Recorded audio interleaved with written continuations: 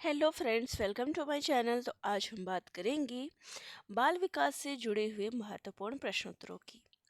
तो यहाँ सीटेट में बाल विकास से जो प्रश्न पूछे जाते हैं उन सभी पर हम चर्चाएं करेंगे, प्रश्नों को हम पढ़ेंगे। तो चलिए अपने प्रश्नोत्तरी हम देख लेते हैं, एक एक प्रश्नों को हम यहाँ देख लेते हैं और अभी कोशिश करिए कि आप कितने प्रश्नों के उत्तर यहाँ पर दे पाते हैं। तो पहला प्रश्न है, प्राथमिक स्तर पर एक शिक्षक में निम्न में से किसे सबसे महत्वपूर्ण विशेषता मानना चाहिए? धैर्य और दृढ़ता, शिक्षण पद्धतियों और विषयों के ज्ञान में दक्षता, अति मानक भाषा में पढ़ाने में दक्षता या फिर पढ़ाने की उत्सुकता। तो यहाँ पर इसका राइट आंसर क्या हो जाएगा? राइट आंसर हो जाएगा ऑप्शन नंबर ए, धैर्य और दृढ़ता। चलिए नेक्स्ट क्वेश्चन लेते हैं। तो नेक्स्ट क्वेश्चन है, एक शिक्षक अपने लोकतांत्रिक स्वभाव के कारण विद्यार्थियों को पूरी कक्षा में कहीं भी बैठने की अनुमति देता है। कुछ शिक्षार्थी एक साथ बैठते हैं और चर्चा करते हैं या सामूहिक पठन करते हैं, कुछ चुपचाप बैठकर अपने आप पढ़ते हैं। एक अभिभावक को यह पसंद नहीं आता। इस स्थिति से निपटने का निम्न में से कौन सा तरीका बेहतर हो सकता है? अभिभावकों को प्रधानाचार्य से अनुरोध करना चाहिए कि वे उनके बच्चों का अनुभाग यानी कि सेक्शन बदल दे, या फिर अभिभावकों को शिक्षकों पर विश्वास व्यक्त करना चाहिए और शिक्षक के साथ समस्या पर चर्चा करनी चाहिए, या फिर अभिभावकों को उस विद्यालय से अपने बच्चों को निकाल देना चाहिए, या फिर अभिभावकों को प्रधानाचार्य से शिक्षक की शिकायत करनी चाहिए। तो यहाँ पर इसका राइट आंसर हो जाएगा ऑप्शन नंबर बी, अभिभावकों को शिक्षकों पर विश्वास व्यक्त करना चाहिए और शिक्षक के साथ समस्या पर चर्चा करनी चाहिए। नेक्स्ट क्वेश्चन है, वह अवस्था जब बच्चा तार्किक रूप से वस्तुओं व घटनाओं के विषय में चिंतन प्रारंभ करता है। औपचारिक संक्रियात्मक अवस्था, पूर्व संक्रियात्मक अवस्था, मूर्त संक्रियात्मक अवस्था या फिर संवेदी प्रेरक अवस्था। तो राइट आंसर हो जाएगा ऑप्शन नंबर सी, मूर्त संक्रियात्मक अवस्था। नेक्स्ट क्वेश्चन है, मन का मानचित्रण संबंधित है साहसिक कार्यों की क्रिया योजना से, मन का चित्र बनाने से, मन की क्रियाशीलता पर अनुसंधान से, या फिर बोध यानी कि समझ बढ़ाने की शक्ति से। तो राइट आंसर क्या हो जाएगा यहाँ पे? ऑप्शन नंबर सी, मन की क्रियाशीलता पर अनुसंधान से। चलिए नेक्स्ट क्वेश्चन लेते हैं। नेक्स्ट क्वेश्चन है, विशेष रूप से प्राथमिक स्तर पर विद्यार्थियों की सीखने की संबंधी समस्याओं को संबोधित करने का सबसे बेहतर तरीका है महंगी और चमकदार सहायक सामग्री का प्रयोग करना, सरल और रोचक पाठ्य पुस्तकों का प्रयोग करना, कहानी कथन पद्धति का प्रयोग करना, या फिर क्षमता के अनुरूप विभिन्न शिक्षण पद्धतियों का प्रयोग करना। तो राइट आंसर क्या हो जाएगा? राइट आंसर हो जाएगा ऑप्शन नंबर डी, क्षमता के अनुरूप विभिन्न शिक्षण पद्धतियों का प्रयोग करना। चलिए नेक्स्ट क्वेश्चन लेते हैं। निम्न में से कौन सा शिक्षार्थियों में सृजनात्मकता का पोषण करता है? प्रत्येक शिक्षार्थी की अंतर्जात प्रतिभाओं का पोषण करने के अवसर उपलब्ध कराना, विद्यालय जीवन के प्रारंभ से उपलब्धि के लक्ष्यों पर बल देना, परीक्षा में अच्छे अंकों के लिए विद्यार्थियों की कोचिंग करना, अच्छी शिक्षा के व्यवहारिक मूल्यों के लिए विद्यार्थियों का शिक्षण। तो राइट आंसर क्या हो जाएगा? ऑप्शन नंबर ए, प्रत्येक शिक्षार्थी की अंतर्जात प्रतिभाओं का पोषण करने के अवसर उपलब्ध कराना। चलिए नेक्स्ट क्वेश्चन लेते हैं। पियाजे के अनुसार निम्नलिखित में से कौन सी अवस्था में बच्चा अमूर्त संकल्पनाओं के विषय में तार्किक चिंतन करना आरंभ करता है? औपचारिक संक्रियात्मक अवस्था यानी कि 12 वर्ष एवं उससे ऊपर की अवस्था, संवेदिक प्रेरक अवस्था जन्म से लेकर 2 वर्ष तक, या फिर पूर्व संक्रियात्मक अवस्था 2 से 7 वर्ष तक, या फिर मूर्त संक्रियात्मक अवस्था 7 से 11 वर्ष।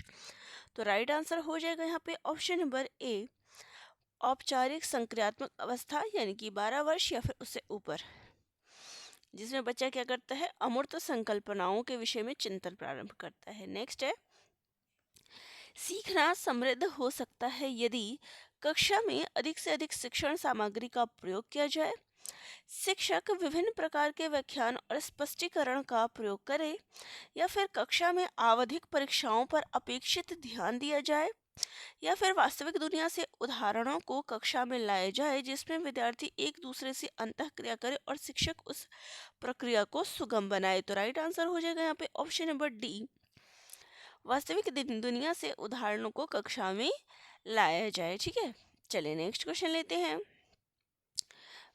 निम्न में से कौन से कथन को सीखने की प्रक्रिया की विशेषता नहीं मानना चाहिए? सीखना एक व्यापक प्रक्रिया है, सीखना लक्षणोन्मुखी होता है, अनअधिगमक भी सीखने की प्रक्रिया है, या फिर शैक्षिक संस्थान ही एकमात्र साधन है जहां अधिगम प्राप्त होता है। तो देखिए, शैक्षिक संस्थान नहीं है, बच्चा कहीं से भी सीखना है, सीखने की विशेषता, सीखना कहीं से भी हो सकता है, तो शैक्षिक संस्थान ही जरूरी नहीं है। तुम्हारा डी ऑप्शन यहाँ पे करेक्ट हो जाएगा। चलिए नेक्स्ट क्वेश्चन है। 5वीं कक्षा के दृष्टिबाधित विद्यार्थी के माता पिता और मित्रों द्वारा उसे दैनिक कार्यों को करने में सहायता की जानी चाहिए, के साथ सामान्य रूप से व्यवहार किया जाना चाहिए और श्रव्य सीडी के माध्यम से सहायता उपलब्ध कराई जानी चाहिए, के साथ कक्षा में विशेष व्यवहार किया जाना चाहिए, को निचले स्तर के कार्य करने की छूट मिलनी चाहिए। तो राइट आंसर क्या हो जाएगा? राइट आंसर हो जाएगा कि उसको जैसे अन्य बच्चों को, सामान्य बच्चों के साथ व्यवहार किया जाता है, वैसा ही उस बच्चे के साथ भी व्यवहार होना चाहिए और मदद के लिए क्या है, श्रव्य सीडी का प्रयोग करना चाहिए। ठीक है, नेक्स्ट है, निम्न में से कौन सा बच्चे की सामाजिक मनोवैज्ञानिक आवश्यकताओं के साथ संबंध नहीं है? संवेगात्मक सुरक्षा की आवश्यकता, शरीर में अपशिष्ट पदार्थों का नियमित रूप से बाहर निकलना, सानिध्य की आवश्यकता, या फिर सामाजिक अनुमोदन अथवा सराहना की आवश्यकता। तो देखिए, शरीर में अपशिष्ट पदार्थों का नियमित रूप से निकलना, ये हमारा सामाजिक मनोवैज्ञानिक आवश्यकताओं के साथ संबंधित नहीं है। चलिए नेक्स्ट है, वह कौन सा स्थान है जहां बच्चे के संज्ञानात्मक विकास को सबसे बेहतर तरीके से परिभाषित किया जा सकता है? विद्यालय एवं कक्षा पर्यावरण, सभागार, घर, या फिर खेल का मैदान? तो राइट आंसर हो जाएगा यहाँ पे विद्यालय एवं कक्षा पर्यावरण। ठीक है, नेक्स्ट है, डैश को एक अभिप्रेरित शिक्षण का संकेतक माना जाता है? शिक्षक द्वारा दिया गया उपचारात्मक कार्य, विद्यार्थियों द्वारा प्रश्न पूछना, कक्षा में एकदम खामोशी, या फिर कक्षा में अधिगम उपस्थिति? तो राइट आंसर हो जाएगा यहाँ पे विद्यार्थियों द्वारा प्रश्न पूछना। ये क्या है? अभिप्रेरित शिक्षण का संकेतक। ठीक है, चलिए नेक्स्ट है, निम्न में से कौन सा बुद्धिमान बच्चे का लक्षण नहीं है?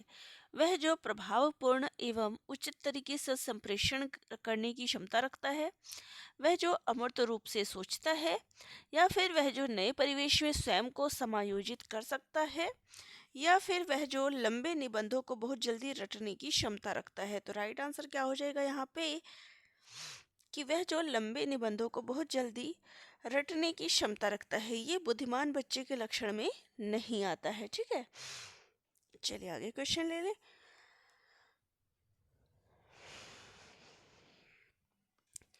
नेक्स्ट क्वेश्चन है, बच्चे दुनिया के बारे में अपनी समझ का सृजन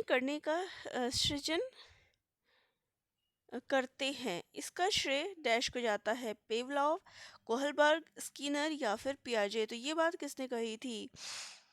तो ये बात कही थी पियाजे ने। ठीक है, नेक्स्ट क्वेश्चन है, कृतिका अक्सर घर में ज़्यादा बात नहीं करती, लेकिन विद्यालय में वह काफ़ी बात करती है।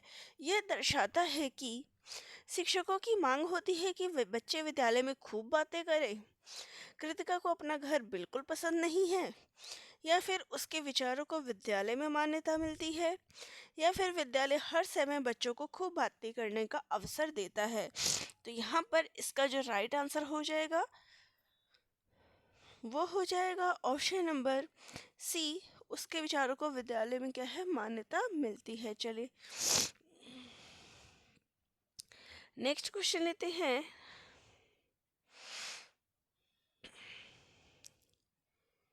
नेक्स्ट क्वेश्चन है हमारा, एक शिक्षक को अपने विद्यार्थियों की क्षमताओं को समझने का प्रयास करना चाहिए। निम्नलिखित में से कौन सा क्षेत्र इस उद्देश्य के साथ संबंध है? सामाजिक दर्शन, मीडिया मनोविज्ञान, शिक्षा मनोविज्ञान या फिर शिक्षा समाज शास्त्र। तो राइट आंसर हो जाएगा शिक्षा मनोविज्ञान। नेक्स्ट है सीखने की प्रक्रिया में अभिप्रेरणा। अभिप्रेरणा क्या है?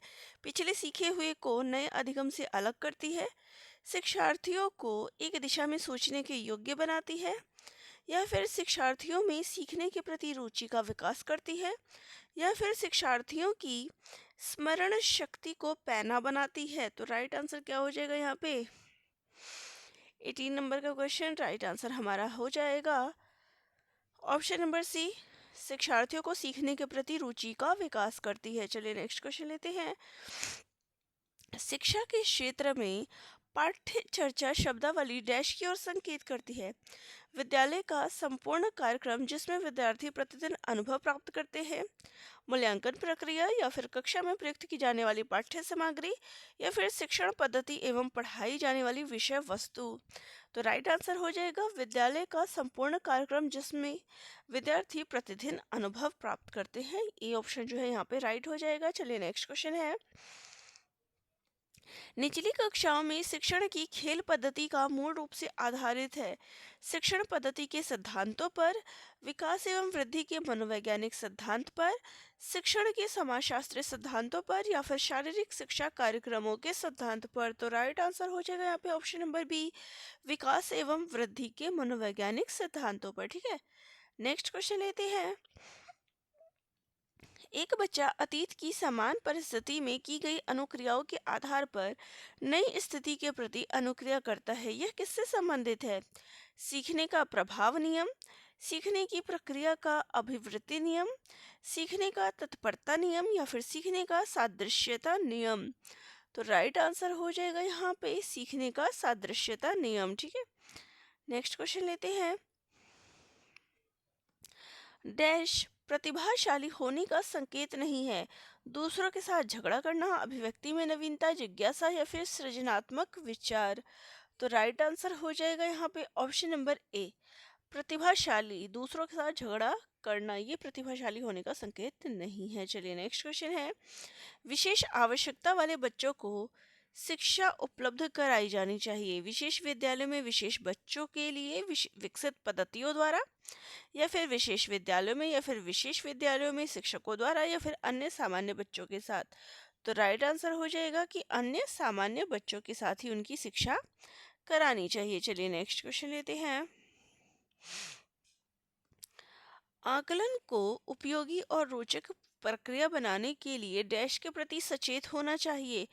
विद्यार्थियों को बुद्धिमान या औसत शिक्षार्थी की उपाधि देना, शैक्षिक और सह शैक्षिक क्षेत्रों में विद्यार्थी के सीखने के बारे में जानकारी प्रदान करने के लिए जानकारी प्राप्त करने के लिए विभिन्न तरीकों को प्रयोग करना, या फिर प्रतिपुष्टि यानी फीडबैक देने के लिए तकनीकी भाषा का प्रयोग करना, या फिर अलग अलग विद्यार्थियों में तुलना करना। तो राइट आंसर हो जाएगा ऑप्शन नंबर बी, शैक्षिक और सह शैक्षिक क्षेत्रों में विद्यार्थियों के सीखने के बारे में जानकारी प्राप्त करने के लिए विविध तरीकों को प्रयोग करना। ठीक है, चलिए नेक्स्ट क्वेश्चन लेते हैं। नेक्स्ट हमारा क्वेश्चन है डिसलेक्सिया किससे संबंधित है? गणितीय विकास, पठन विकार, व्यवहार संबंधी विकास, या फिर मानसिक विकास। तो राइट आंसर हो जाएगा यहाँ पे ऑप्शन नंबर बी, पठन विकार से संबंधित है। नेक्स्ट है बच्चों की सीखने की प्रक्रिया में माता पिता को डैश भूमिका निभानी चाहिए, अग्रोन्मुखी, सहानुभूतिपूर्ण, तटस्थ, या फिर नकारात्मक। तो राइट आंसर हो जाएगा यहाँ पे ऑप्शन नंबर ए, अग्रोन्मुखी। नेक्स्ट क्वेश्चन लेते हैं। विकास कभी न समाप्त होने वाली प्रक्रिया है, यह विचार किससे संबंधित है? निरंतरता का सिद्धांत, एकीकरण का सिद्धांत, अंतःक्रिया का सिद्धांत, या फिर अंतः संबंध का सिद्धांत। तो राइट आंसर हो जाएगा ऑप्शन नंबर ए, निरंतरता का सिद्धांत। नेक्स्ट है सीखने के अंतः दृष्टि सिद्धांत को किसने बढ़ावा दिया?